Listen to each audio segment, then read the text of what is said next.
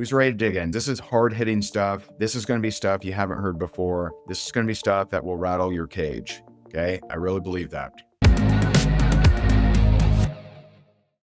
So let's talk about this topic. So there was one chapter in the book that when I prayed about what to title it, like I was praying about the chapters and I get 21 reasons you're broke. And I'm like, I don't like that chapter. I don't want to write that chapter. Write that chapter. And so this was the one chapter in the book. I think it's chapter, let me see. So you're going to get a sneak peek of the book today. So chapter 5 is 21 reasons you're broke. Okay, 21 reasons you're broke. And when he gave me that chapter heading, I'm just like, man, I don't like that chapter heading. That sounds judgmental. That sounds like that's going to upset some people. Like that's going to trigger some people. Like I don't like that heading. And so I'm like, okay, all right, fine. 21 reasons. We'll bury it in the book. You know, it'll be in there. And this morning in my prayer walk, I'm like, all right, Lord, talk to me. Talk to me. What should my title be? What should my title be for this morning's live? 22 reasons you're broke. I'm like, this is very much like the Lord of moving you out of your comfort zone. And so you're getting a bonus today, right? You don't even have the book yet, but you're getting a bonus today because I'm giving you a 22nd reason that you may be broke. Okay. Who's ready to dig in? This is hard-hitting stuff. This is going to be stuff you haven't heard before. This is going to be stuff that will rattle your cage. Okay. I really believe that. And by the way, who do you know that loves God but struggles financially? Tag them in this. All right. So let's go. So first of all, the first one he wanted me to share with you isn't even in the book. Now, these are not in order because all of you are on different journeys. So this is not in order. Okay. But the one reason that isn't in this book, and I'm going to read the rest of them to you. The one reason that isn't in this book is God may be taking you through a season to break you off of your worship of money. Some of you may be in a season where money used to be easy or money used to just flow like the swans of Capistrano, right? The money just used to be easy breezy, just flow in like crazy. And all of a sudden, like there's a damming of the river, right? There's just a cut off. And it's a Psalm 39 kind of moment, right? Where your wealth is being consumed like moths, okay? Some of you may be in that season. That's the one reason that's actually not in the book. So that's a bonus for you. That's one reason. Okay. I'm going to read the other 21 reasons to you from chapter 5.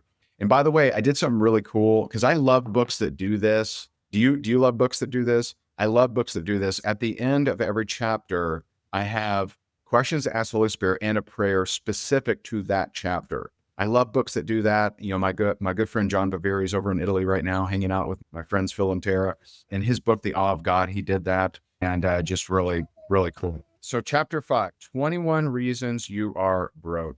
I just wanted you to understand how in depth I drill into this stuff. So, limiting belief number 1. Well, I've already shared number 1 with you. So, we'll just say limiting belief number 1 from the book is money is the root of all evil. And I break it down scripturally. I mean, I go into 1 Timothy 6:10, Hebrews 13:5.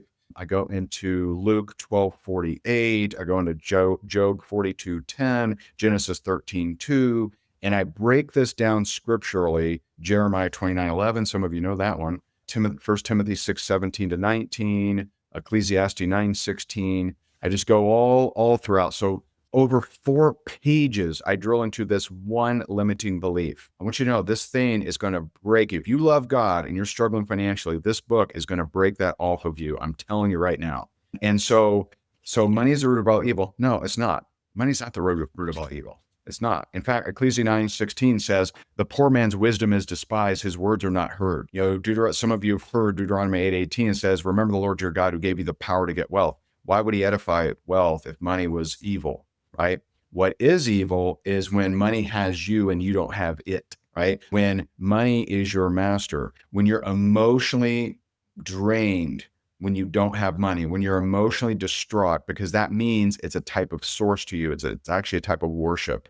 And the end of Luke 16, I believe, says, you know, you're either going to work, you know, you're either going to love God or money. You can't serve one and, you know, you're going to serve one and, you know, you're going to love one and despise the other.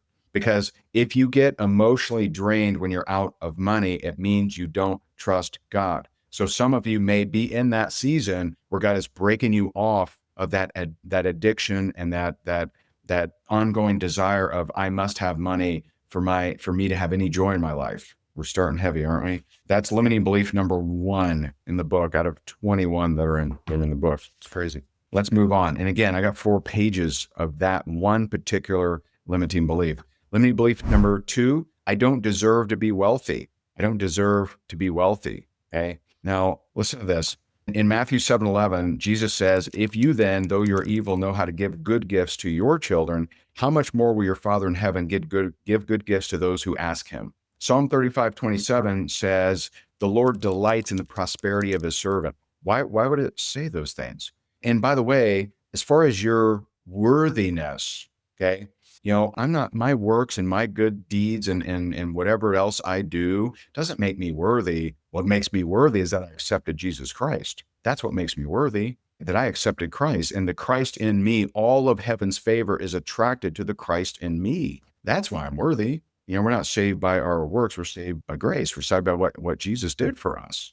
Okay. Limiting belief number 3, success is for other people, not me. Very common belief. And so, this is something that, in Acts 10:34, it talks about God does not show favoritism. And so if God has blessed others with success, he can do the same for you.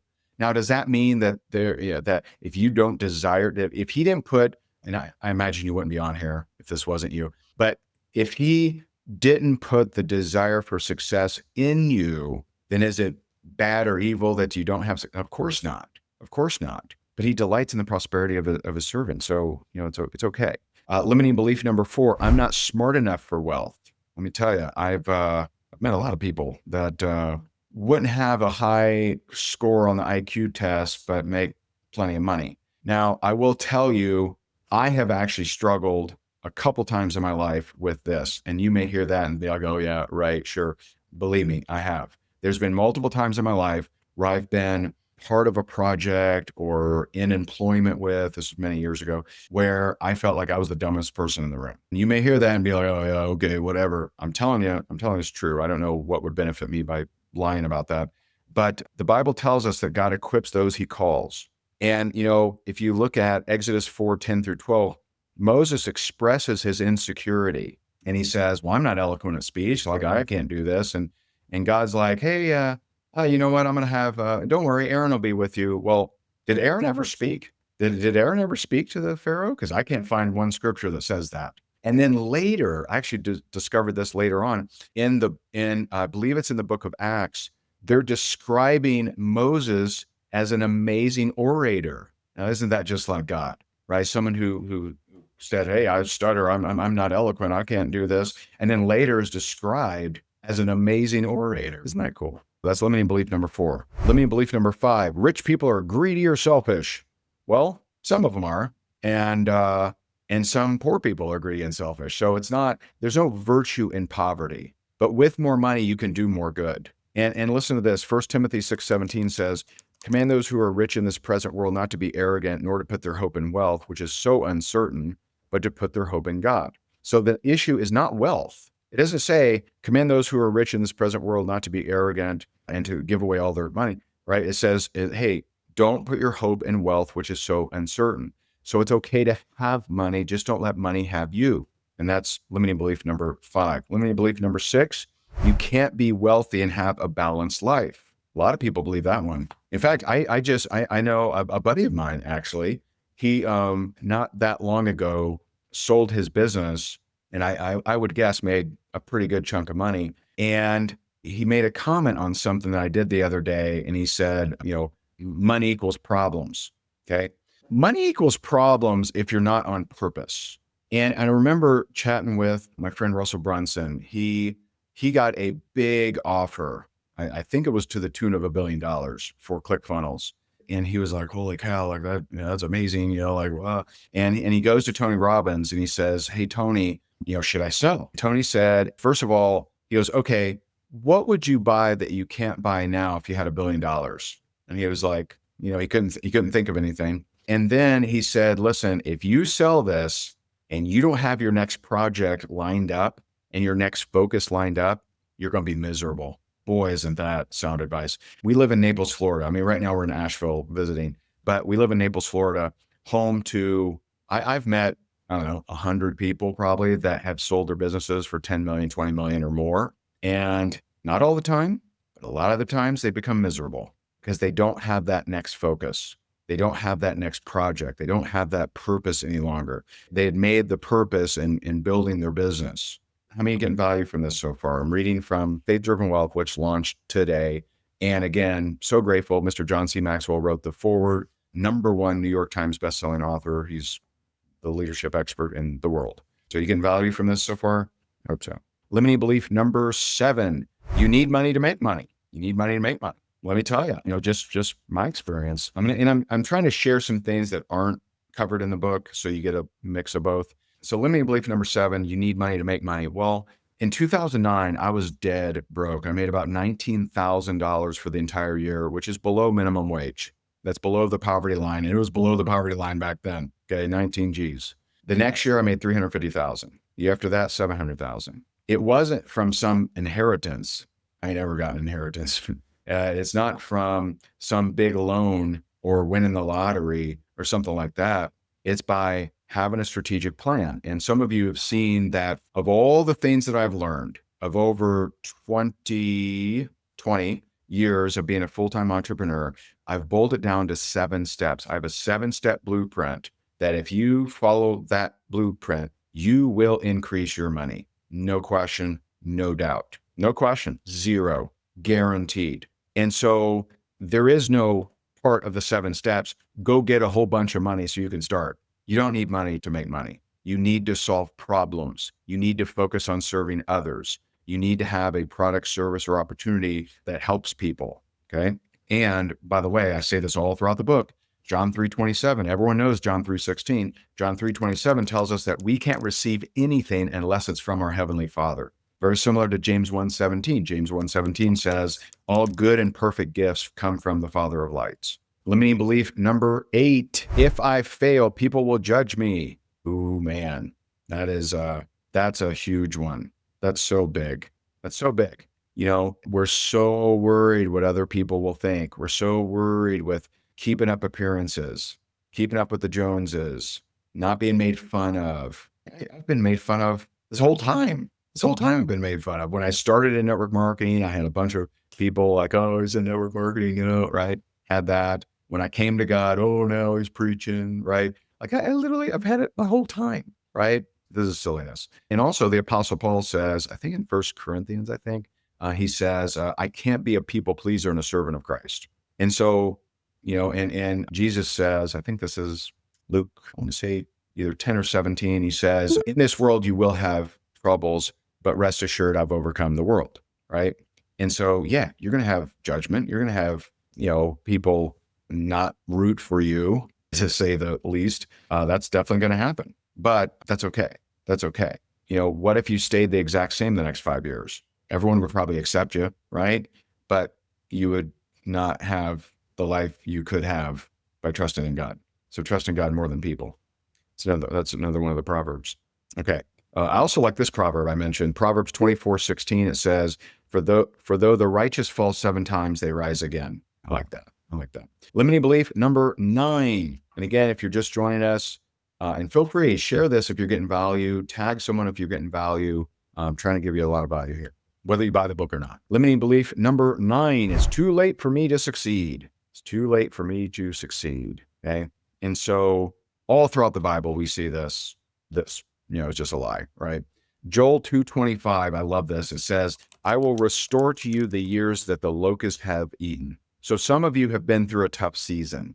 Some of you have been through where your wealth is being eaten like moth, right? Like there's just, uncertain going away. And Jesus is a redeemer. Now, do you know what redemption means? Redemption's better than restoration. Redemption means I'm gonna redeem you as if the bad years didn't happen. That's redemption. See, restoration is I'm gonna get you back to where you were.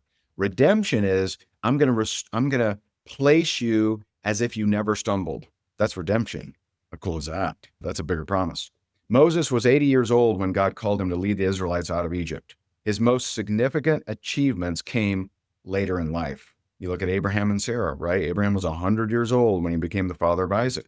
You're never too old, or it's never too late for you to have success. Limiting belief number 10, I'm not lucky enough to be rich. I'll just read this part for you. Wealth is not a matter of luck, chance, or fate. Yes, someone can win millions in the lottery, but why would you assume it was anything other than God's work? Not luck, not chance, not fate, Him. While the world may see wealth as something that happens randomly, believers understand that God is in control of all things and that His plans for us are good. Limiting belief number 11, I have to overcharge people to get rich. This belief can be an absolute wealth killer. Okay. And so I have a couple funny examples in here. Yeah, there's a lot of deep learning in this one. Well, I'm gonna let you read that one from the book, but I'd have to overcharge people to get rich. One, not true. Two, what do you mean by overcharge? I've had people pay me 6 figures for coaching and say that completely changed my life. I've paid people 6 figures for coaching and it completely changed my life. And so what do you mean by overcharging? And also, you don't have to sell high-end stuff for you to get rich. Limiting belief number 12, I'd have to work too hard to get rich. Very common belief.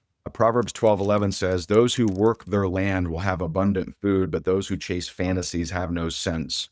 But rest assured, okay? And we were having this discussion of, I look at self-development and personal development as way too hard. That's the hard road. In Matthew 11:28-30, Jesus says, come to me, all you who are weary and burdened, and I will give you rest.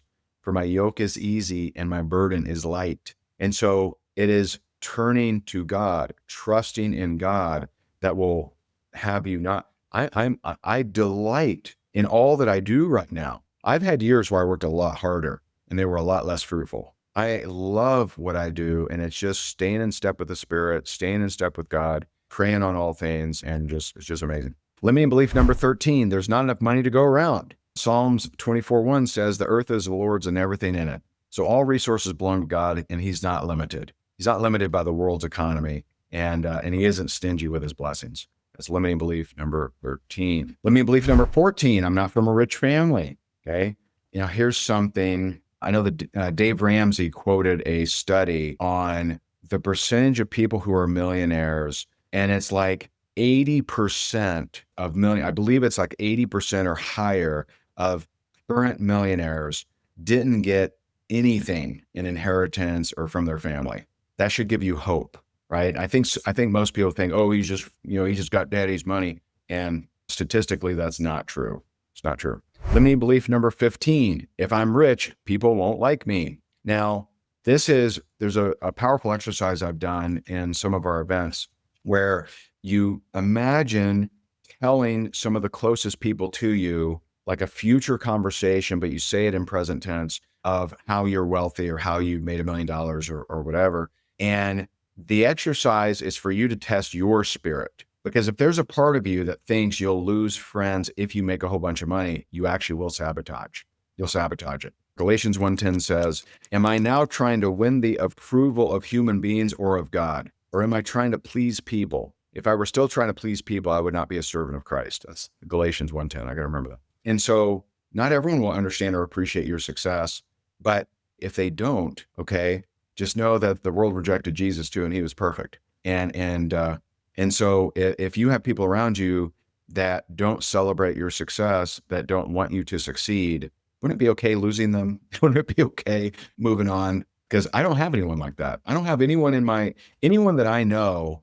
I'm not like, I hope they don't succeed, right? Like that'd be so odd for me to hear about a friend winning the lottery or selling a business or making a bunch of money, becoming a best-selling author, any of that stuff. And me to be like, yeah, like, they shouldn't be my friend if I think that way about them. And so you shouldn't be holding on to uncertain people if they aren't rooting for you, right? Limiting belief number 16, my financial situation will never change. And there's another chapter in here. It is chapter 4. What are the idols in your heart? Okay. What are the idols in your heart? You may have an idol in your heart about being a victim. You may have an idol in your heart about just things are never going to get better. And you're just so committed to that identity for yourself that you're gonna need help and awareness to break this thing off and God's help, right? And so when someone is committed to stating my financial situation will never change, you got to change that around, man. You got to turn to Philippians 4:13. I can do all things through Christ who strengthens me. And I also like, here's a throwback. I also like 2 Kings 4:1-7, where the widow was facing financial ruin, and the prophet comes and God provides her with an abundance of oil to pay off her debts, right? Like anything's possible. You got to believe that. Limiting belief number 17. This isn't for all of you, but I'm too young to be successful. My wife actually had that belief. She had that belief, and she got help around that. And so she was, I think at 21 years old, she hit her first $10,000 a month after overcoming that. And so I have quite a few different examples of people in here that became successful young. So for my young people, this will serve you. Limiting belief number 18. I'm too old to be successful. Now that's similar. Oh, that's too late, right? I'm too old to be successful. And I got a ton of examples in here. I'll read you a couple. A lot of you know Colonel Sanders. He started his first KFC at the age of 62, struggled his whole life. Henry Ford didn't create the Model T till he was 45, after years of failed businesses and setbacks. Laura Ingalls Wilder wrote her book, later renamed Little House on the Prairie, got it published at age 65. He was broke until age 65. How many of you have heard of Little House on the Prairie? Probably most of you, right? Except my younger peeps. Vera Wang, she was a journalist and a figure skater until she launched her fashion design career at 40. And so you're not too old. Number 19, taking risks can ruin your life. This is, I give you some good examples there. I won't dive into that. Limiting belief number 20, being rich will make me a bad person. Now that's slightly different than people won't like me if I'm rich, but being rich will make me a bad person. That is, it'll corrupt me. Okay. And this again goes back to the idea of money being the root of all evil. No, it's the love of money. It's the worship of money. It's how are my emotions affected when I don't have money? Am I trusting in God or am I trusting in the Bank of America? Which one? Can't do both. Can't do both. Doesn't mean not to, steward what you have well, right? Yes. Let God guide you in your finances. So it doesn't mean that it doesn't mean anything, but it shouldn't be dictating your identity, safety, security, status, or significance. And then last but not least, limiting belief number 21, which for you is 22. If you've been here the entire time, because I gave you a bonus one early, I'll just lose it like blank. So this affects a lot of people. So if you watch your parents make a bunch of money and lose it, it's very likely you have a program that says, well, if I make a bunch of money, I'm going to lose it. Okay. And so there you go. Those are the 20. And then I get into questions, and I got a pretty powerful prayer at the end of chapter 5. Every chapter has a powerful prayer. And by the way, I have on page 107, 50 powerful prayers around wealth. If you love God and you struggle with money, you struggle financially, this book will help you. Okay. I'm telling you it will. I know it will. And so check it out. And so I appreciate you so very much. God bless you. God bless the work of your hands. I do hope that this turns you into a kingdom-driven entrepreneur that understands the difference between trusting God and trusting money, and it equips you to just go and do amazing, amazing things with the money you're going to generate. And so I appreciate you so very much. Bye for now.